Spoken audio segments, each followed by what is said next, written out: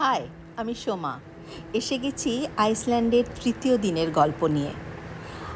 আগের দিন আমরা ফিরেছি যখন প্রচণ্ড তুষারপাত হচ্ছিল, সেই অবস্থাতেই আমরা হোটেলের ঘরে ঢুকে পড়েছি।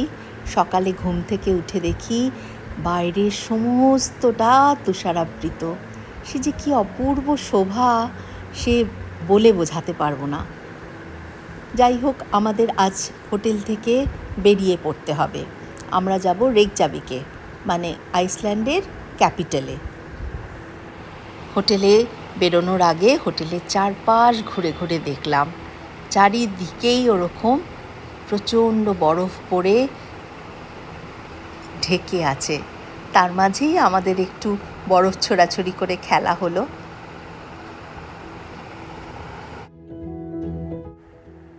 ব্রেকফাস্ট করতে গিয়ে হোটেলের ওপরের বারান্দা থেকে এই ভিডিওটা নেওয়া।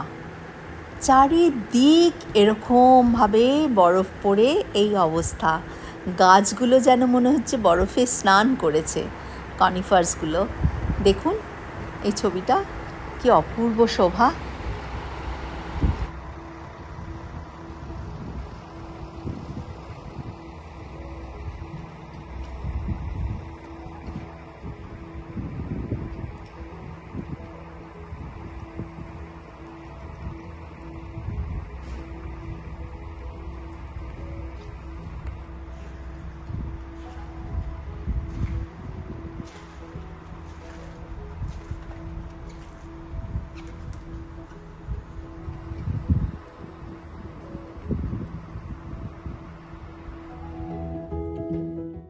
এবার কিন্তু হোটেল থেকে বেরিয়ে পড়ার পালা। সমস্ত লাগেজ নিয়ে আমরা চলে এসেছি বাইরে হোটেলের বাসে আর কি লাগেজগুলো তোলা, আর হোটেলের সামনে দাঁড়িয়ে আবার একটু ছোট করে ভিডিও নিয়ে নেওয়া।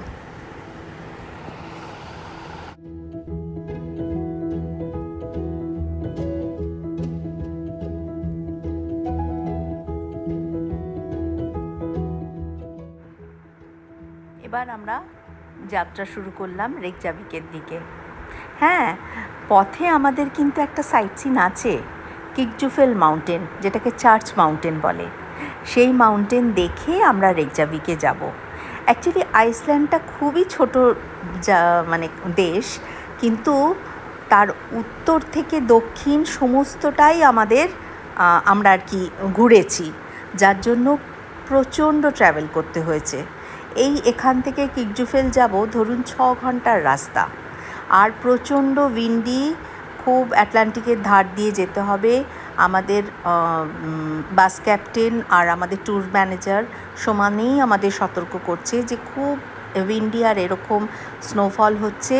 যদি কোনো কারণে ওয়েদার ঠিক মতো মানে না বোঝে ওরা আর কি, ওখানে নিয়ে যাওয়া যাবে কি যাবে না, তাহলে কিন্তু আমরা নাও যেতে পারি। তা আমরা সেই মতো মন প্রস্তুত করে নিয়েছি, যেতে পারি না যেতে পারি। কিন্তু প্রায় 6 ঘন্টা জার্নি করার পর হঠাৎ একবার অ্যানাউন্স করলো আমরা কিন্তু কিকজুফেলের কাছাকাছি এসে পড়েছি, আর 10 মিনিটের রাস্তা। ব্যাস, শুরু হয়ে গেল আমার রেকর্ডিং। এই দেখুন সেই চার্চ মাউন্টেন দূরে দেখা যাচ্ছে, আর এই তার আশপাশের জায়গা। এখানেও বোধহয় অনেক, এটা যেহেতু একটা বিখ্যাত ট্যুরিস্ট স্পট, এখানে অনেক হোটেল বা মানে গেস্ট হাউস এই জাতীয় আর কি থাকার ব্যবস্থা আছে, যার জন্য এখানটা বেশ একটা জনপদ বোঝা যাচ্ছে, গাড়ি বাড়ি সবই আছে। কিন্তু ওই কিকজুফেল মাউন্টেনের ওই জায়গাটা গেলে একদম মনে হচ্ছে রিমোট জায়গা। কি অদ্ভুত সুন্দর, কি নিস্তব্ধ একটা জায়গা। দেখুন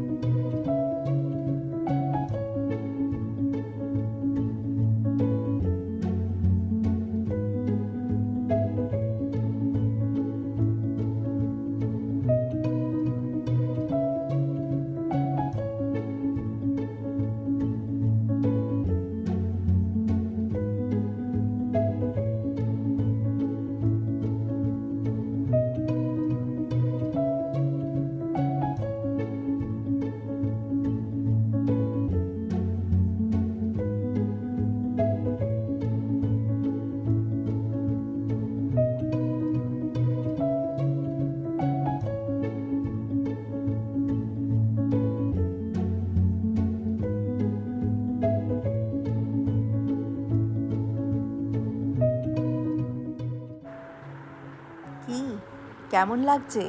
বলেছিলাম না কি অপূর্ব সুন্দর একটা জায়গা। অনেক কিছু দেখেছি, অ্যান্টার্কটিকা দেখেছি, আপনার নর্থ পোলের এই আইসল্যান্ড, নরওয়ে, সুইডেন, অনেক কিছু দেখেছি, কিন্তু এই জায়গাটা যেন একটা অন্য রকম। কার সাথে কার তুলনা করি? আনপ্যারালাল বিউটি, সত্যি তুলনা হয় না। কি সুন্দর দেখুন, আরও ডিটেলে দেখাচ্ছি, ভিডিওগুলো ফলো করুন।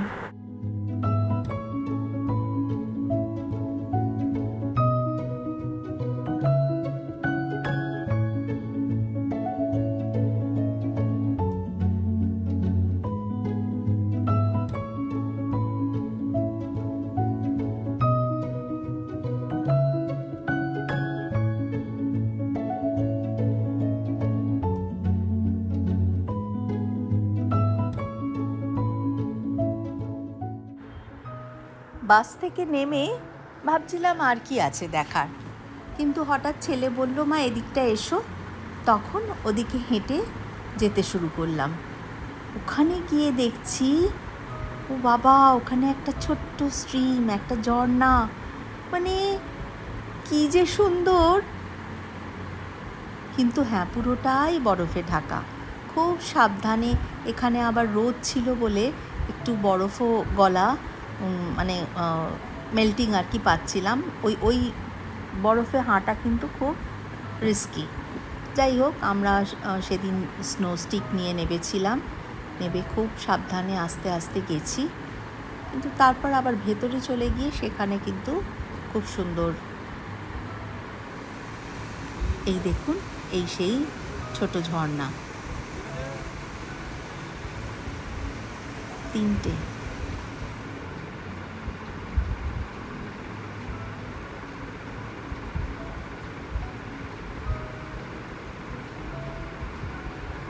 খুব সুন্দর। এখানে দাঁড়িয়ে ফটো তুলে আশ মিটছে না, মনে হচ্ছে এই অ্যাঙ্গেলে একটা তুলি, একটা ওই অ্যাঙ্গেলে তুলি, মানে কি করে পুরোটা একসাথে তোলা যায়, একসাথে দেখা যায়, কিছুতেই ভেবে পাচ্ছি না ঠিক কোন জায়গাটা থেকে তুললে যেন মনে হবে সবটা তোলা হয়ে গেল। তা তো আসলে নয়, এক একটা কর্নারের সৌন্দর্য এক এক রকম। যাই হোক, এই জায়গাটা সবচেয়ে সুন্দর, যেখানে মাউন্টেনও দেখা যাচ্ছে, আবার ঝর্ণাও দেখা যাচ্ছে, খুব সুন্দর। এখানে অনেকগুলো ছবি তুলেছি।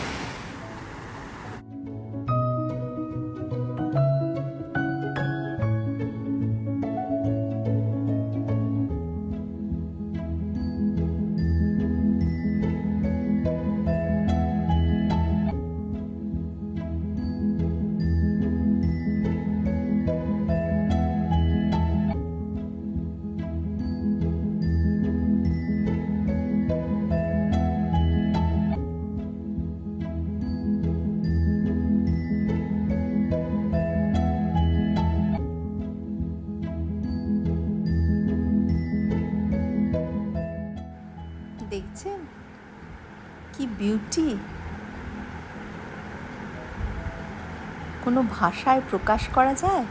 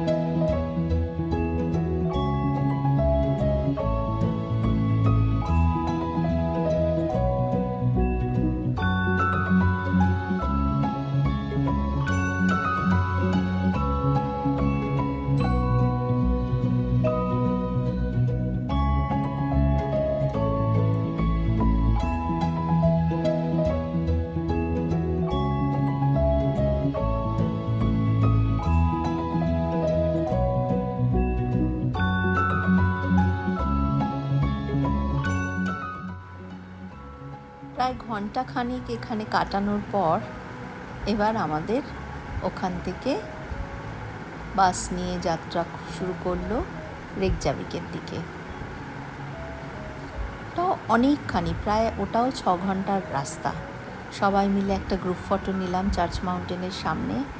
এবার আমাদের যাত্রা শুরু। আমরা যাচ্ছি রেকজাভিকের দিকে। রেকজাভিক পৌঁছতে পৌঁছতে আকাশ কিন্তু মেঘাচ্ছন্ন। রেকজাভিকে এটা একটা সাইট সিনের অন্যতম জায়গা। এখানে দাঁড়িয়ে সকলে মিলে আমরা, কিন্তু খুব বৃষ্টি পড়ছিল, সকলে গ্রুপ ফটো নেওয়া হলো, এমনি ছবি নেওয়া হলো, কিন্তু খুব বৃষ্টি পড়ছিল আর ঠান্ডাও প্রচণ্ড, তাই বেশিক্ষণ আর বাইরে কাটানো গেল না। এই ভাস্কর্যটাকে সালফার বা সানভয়েজার বলে। এটা একটা কাল্পনিক নৌকা আর সূর্যের উপাসনাও বলতে পারেন। 1986 সালে 200 বছর পূর্তি উপলক্ষে, রেকজাভিকের 200 বছর পূর্তি উপলক্ষে এই মেটাল ভাস্কর্য এটা তৈরি হয়। এটাকে ওদের অগ্রগতির প্রতীক হিসেবে ওরা মানে। তাই রেকজাভিকে এলে এটা দেখাতে আর কি ট্যুর ম্যানেজারদের রিকোয়েস্ট করা হয়, তাই প্রত্যেকেই এই জায়গায় নিয়ে আসে। এরপর আমরা ওখান থেকে গেলাম চার্চে, রেকজাভিক চার্চ। খুব সুন্দর, অদ্ভুত সুন্দর একটা এর স্থাপত্য। আর রাতের লাইটিংয়ে এইরকম দেখায়। দিনের আলো থাকতে থাকতে আগের রূপটা, আর রাতের লাইটিংটা এইরকম খুব সুন্দর। মাঝখানে নীল আর ডিটেল এই কাচের কাজটাও দেখা যাচ্ছে। কিন্তু প্রচণ্ড হাওয়া, খুব ঠান্ডা, তার মধ্যে বৃষ্টি পড়ছে। মানে কোনো রকমে ছবি তুলে মনে হচ্ছে পালাই পালাই কতক্ষণে বাসে উঠব। এখন কিন্তু আর স্নোফল না, এখন বৃষ্টি হচ্ছে, যার জন্য ভিজে যাওয়ার সম্ভাবনা খুব বেশি। এখনও আমাদের অনেক দিনের ট্যুর বাকি, প্রায় 7-8 দিন। এরপর নরওয়ে, সুইডেন, ফিনল্যান্ডের কিছু পোর্শন আছে, সেই জন্য ভিজে আর শরীর খারাপ করতে চাইছিলাম না। তাই ওটা দেখে আমাদের রাতের ডিনারের জন্য গান্ধী বলে একটা ইন্ডিয়ান রেস্টুরেন্টে নিয়ে গেল। খুব ভালো খাবার দাবার, ভীষণ ভালো টেস্ট। এই যেতে যেতে, এই গান্ধী রেস্টুরেন্ট যেতে যেতে রেনবো স্ট্রিট দিয়ে, মার্কেট প্লেস দিয়ে আমরা এই গান্ধী রেস্টুরেন্টে এলাম। এখানে আমাদের রাতের খাবারের পর আমরা রেকজাভিকের হোটেলে গেলাম। খুব সুন্দর হোটেল। হোটেলের ভেতরে দেখুন, এগুলো সব কাঠ দিয়ে এই মূর্তিগুলো তৈরি। কাঠ কেটে কেটে, টুকরো টুকরো কাঠ জুড়ে জুড়ে এরকমভাবে মূর্তিগুলো, খুব সুন্দর। এবার সকালবেলা আমরা কিন্তু রেডি হয়ে বেরিয়ে পড়লাম রেকজাভিক এয়ারপোর্টের দিকে। ওখান থেকে আমরা নেব হেলসিঙ্কির ফ্লাইট। আমাদের ল্যাপল্যান্ডের বাকি অংশটা ঘুরে দেখার জন্য এবার আমরা হেলসিঙ্কি থেকে বেরোবো। এই ফ্লাইটে উঠে চললাম হেলসিঙ্কির দিকে। এই ক্যাসপিয়ান সি পেরিয়ে যাচ্ছি হেলসিঙ্কির পথে। এবার বাকিটা আবার পরের পর্বে। তবে বাই।